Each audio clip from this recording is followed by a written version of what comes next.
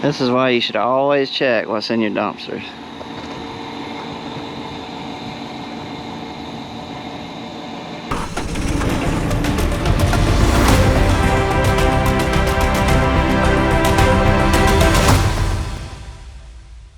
Alright guys, welcome back to the channel. It is Wednesday, April 27th, and I'm getting a little late start today. My wife had a early meeting that she had to go to, so I'm in charge of getting little T to school today. T, you want to say something to him? Yes. Hey guys, hope you like our channels, and I hope you give us a notification bell, give us a thumbs up, and give us a like and subscribe. I'll see you on the next one, guys. Here it is. Right here's where it did it. See the seed on top of the ground? Huh? I don't know, the Delta Force just quit all of a sudden on row 1. Here's Andy Lee. For some reason, we don't know why, but on row number 1 right here, the Delta downforce just completely quit working, and Philip just happened to notice that there was seed on top of the ground as he was coming back on the next set. So thank goodness he caught it, because that would have been a skip row all the way across the field. Heads up play by Philip. All right, we're gonna empty the seed out of Dad's planter. He got through in this corner, so Philip's just got a little bit right here. He's got to tie up to meet to where Dad stopped, and we're gonna go ahead and empty the seed out of Dad's hopper, get his tractor done with corn, and we'll let Philip finish the rest of that with the rest of the corn seed. What are you doing? We got to empty the hoppers. We got to take the hoppers off. If you'll unconnect the wires, not row 1 though. All right, I just had all that completely wrong, so forget what I just said. Philip just got through. He tied into where Dad had started, so we're done basically planting corn. So we're gonna get the seed out of Philip's hopper, and we're gonna put it in Dad's planter, because he is going to go and touch up some spots, some mud holes over in the valley, touch up some of those, and then eventually he's going back to gray rocks, and we've got a little bit of replanting to do down there. So basically Philip's planter is done with corn. We're transferring everything to Dad's, and he's gonna run around and tie up all the rest of the little spots, so we can wrap up corn today. So that's the plan. Come on, baby. Gotta unplug the electronics. You gotta unclip this wire right here, and then you got the vacuum hose on the front. You got the pull off right there. All right, now we got 12 more rows to do.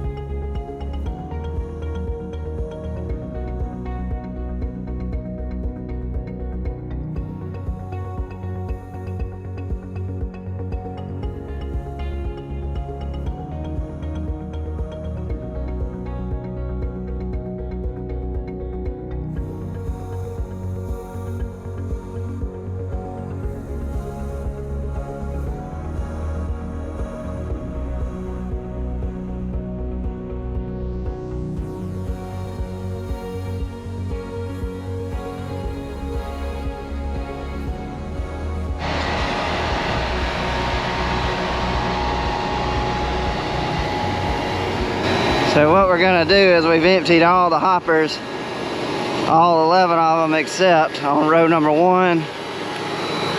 And where we got the failure with the Delta Force on that road that left the seed on the ground, he went down there and back. So we're tricking the planter, and we're gonna see if it'll plant this one row.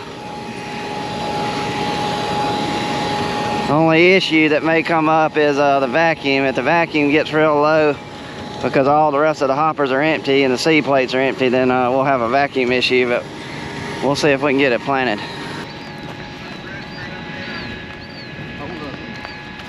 It's not showing green on row 1. No, it was.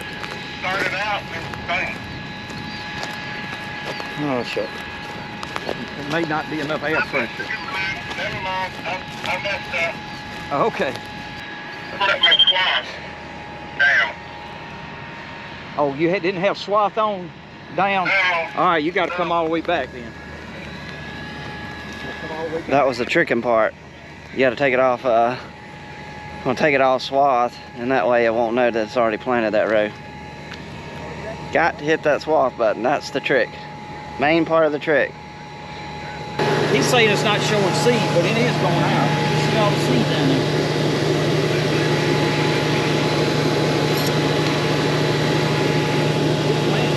Seed all over. All right, go ahead. All right, you got this round and then another round, don't you? Yeah, down there. It is so hard to get me and Dad in a shot like this because, as you can tell, he's never stops moving. He was right beside me 3 seconds ago. Now he's halfway across the field.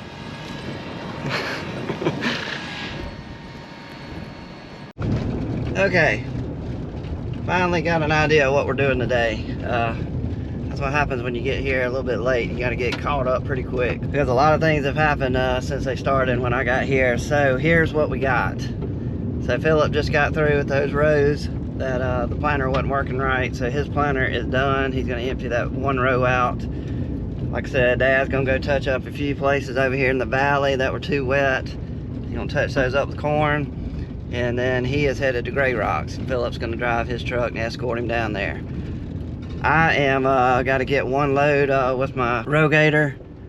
I got one more little field over there in the valley that I was waiting on to dry a little bit. So I'm gonna go finish that up with that one load, and then I am done spraying corn as far as burn down and fertilizer. So then I will wash out my rogator, and then I will get on the road to Gray Rocks. So what I'm gonna be doing down at Gray Rocks, remember we had the Roundup failure. So I will be going back. There's about 4 fields that I did not spray. We want to give it a little more time and then come back later and spray them anyway. So I'm gonna run back up there and finish spraying all the Gray Rocks. So that is what I'll be doing with just water and Roundup. And I'm sure it's gonna be a mess because Dad said it was looking pretty bad a couple days ago. Lord, is my heated seats on? Jeez. So what else we got? We got Mark. He's gonna be going to my brother-in-law, Will's land. He's got to do some disking down there. We're gonna plant soybeans on his land. They are currently at the shop, unhooking from the rolling basket and then hooking up to the Landau disc. And let's see, James. So after we get done with that, James will come over here and take the 18-wheeler with the fertilizer trailer. Hopefully I got enough fertilizer in there to finish that field I'm gonna do. If I do, then James is gonna unhook from the that trailer, take it to the shop, unhook, and then he is going to, man, I've got my heated seats on, good gosh. Whew. Then he is gonna hook up to the trailer that we have water in. It's empty, he's gotta fill it up with water, and then he's gonna be taking that down to Gray Rocks. So when we get all that done, everybody will be at Gray Rocks again. It'll be another Triple R Farms reunion at Gray Rocks.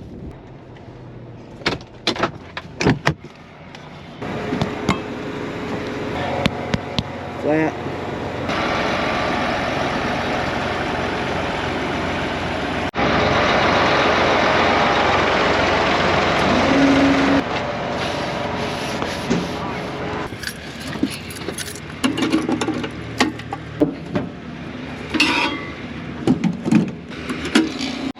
This is why you should always check what's in your dumpsters.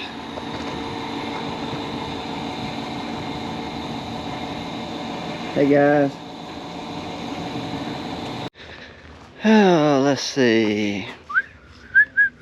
God, there you go. Don't mess with me today, man. I don't want to mess with you. I'm trying to help out somebody else.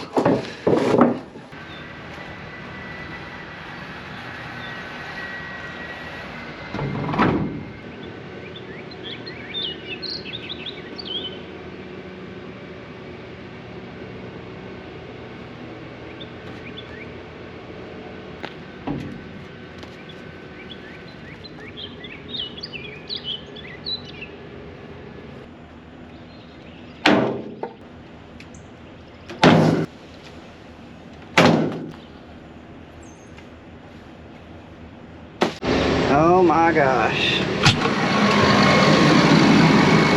Look at all this.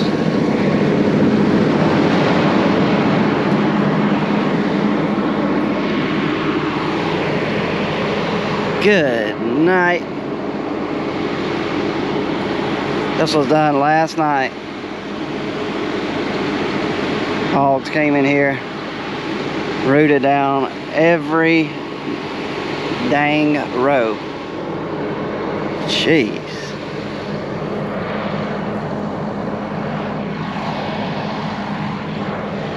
Oh, those sorry dogs.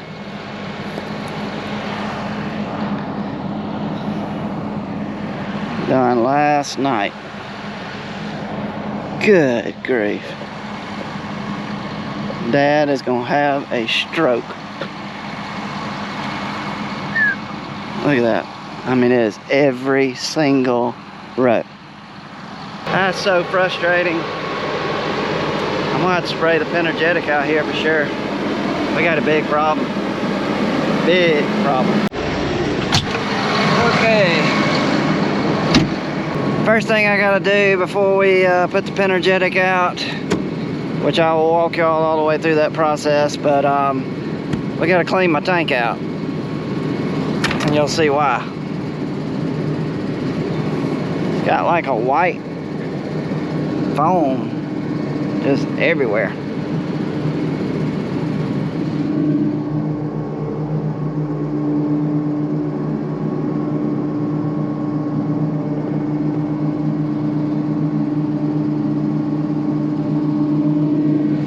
So yeah, we're gonna see if we can get that rinsed out with some tank cleaner and water, and then we will proceed on to getting the Penergetic in here.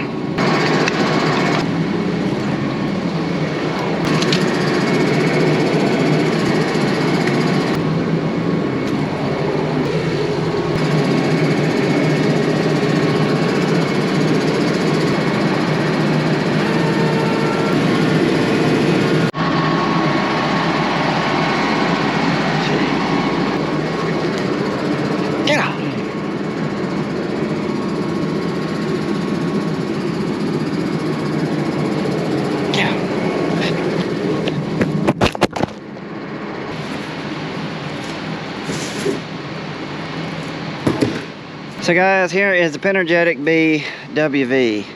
I have been using this for about 3 years. First year was just a very small amount, maybe a 10-acre test. Second year, I did a good many acres and saw a lot of good results with deer on soybeans, cotton. Was really impressed with this product right here. And I've yet to use it directly for hogs, but that's what we're going to be doing today. There's a 20-ounce rate on hogs, and what they want you to do with hogs, if this was the field, they want you to go around the border of the field, and then if you want to lap it twice, you can do 2 borders all the way around at a 20-ounce rate.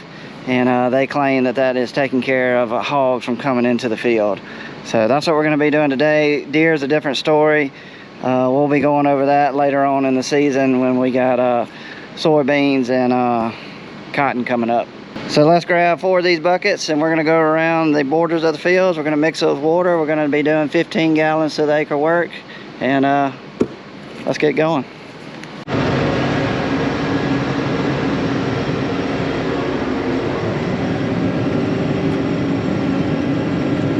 So anyway, what I did is I came down that line. That's where the fresh hogs were, way down in that corner, and about middle ways out in that field. They had a big old area out in the middle they had dug up So I came down there. Now I'm coming down this end right here. I thought while I was over here I might as well border that field right there. That's where they were originally digging last week. So we'll go down that edge and go down and stop somewhere over there by that hill. And then I want to make sure I have enough to come back, and I'm going to do a second pass and possibly a third pass out into this field. And that'll take up most of this field. So that's where they are. I guarantee you they're right there in those woods is where they are bedded down. So while I'm over here, we'll just take a look at the corn to let y'all see how big it is. I don't know, it's about as tall as a Coke can, but it's got good color. It's good and green. I don't know what happened to that guy right there, but he did come up. But most of it's pretty uniform. That's what you want to see. This looks good right here.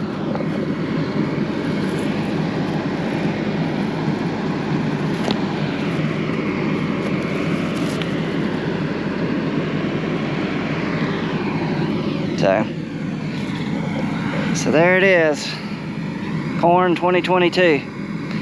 The whole field looked like this, I would be feeling really good right now. But I know this was in a drier spot, so it's gonna definitely look better. We would not have gotten that 4 inches of rain. This part of the valley would have been okay, but it is what it is. At least I got some good looking corn on parts of the field. Okay, so here's what I did. I made it all the way around to that hill, all the way, basically all the way around that field. Like I said, that's where they originally were. I did see some fresh sign over there where they've been digging, just rooting around, kind of randomly. And I saw her dad, he went in here and he replanted that whole corner. So like I said, we'll have fresh seed out there for them tonight. And we'll have fresh seed over here where they were rooting last night. And I've got 440 gallons left, and that's kind of how I wanted it to end up. I wanted to have some left over where I can come back. I'm gonna make as many passes as I can coming toward this middle road from the woods, and we'll see how far we can get out there. I know I can probably make 3 passes, so we'll have a good wide border on this field for sure.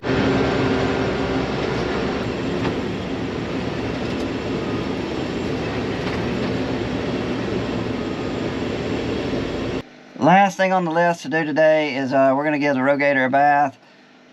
She is good and dirty. It's got fertilizer all over it. And we're going to be heading to Gray Rocks tomorrow, so don't know when I'll be by the shop again. So anyway, we're going to give her a bath, and we're going to end this video.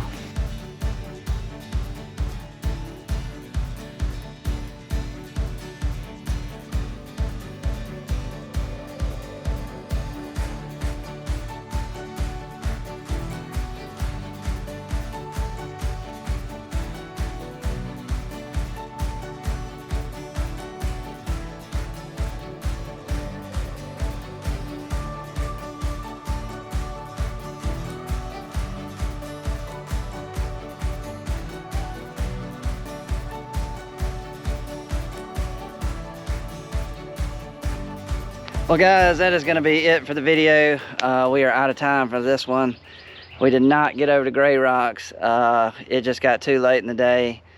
It's 5:30 now. You do not want to get on the road at 5 o'clock going to Gray Rocks. It's a 2-hour drive on a tractor, and then you got all that traffic. So anyway, we spent the rest of the day spraying for the hogs, putting the Penergetic out. Dad stayed over there in the valley and got through replanting everything. So everybody's here at the shop, and we are ready to go to Gray Rocks tomorrow. Little tip for y'all on the Penergetic: if you're gonna be spraying it with a big sprayer like this, you need to have a strainer that has big holes in it. You do not need a fine mesh strainer. You need at least a 50. Had a little bit of trouble, so if you're gonna be putting out the Penergetic, just remember that. But as for this video, guys, that is going to be it. We're headed to Gray Rocks on the next video. And if you don't mind, Click the little thumb, means you like the video. And if you hadn't subscribed, just click the Triple R Farms logo up there. And as for this video, guys, we are done, and we will catch y'all on the next one. We're out.